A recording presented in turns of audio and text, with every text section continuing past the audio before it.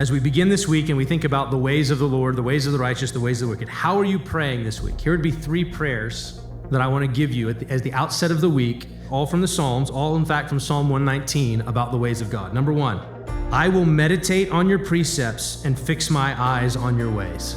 Psalm 119, verse 15. Where's your attention? Where's your mindset? Fix my eyes on your ways. That's number 1. Number 2, put false ways far from me and graciously teach me your law. Psalm 119, 29. Put false ways far away from me. I don't want anything to do with those. And the third is related to it. Psalm 119, verse 37. Okay, this is probably the most important one. This would be the prayer. If you have one prayer this week, it would be this. Turn my eyes from looking at worthless things and give me life in your ways. You can direct your attention to a lot of things.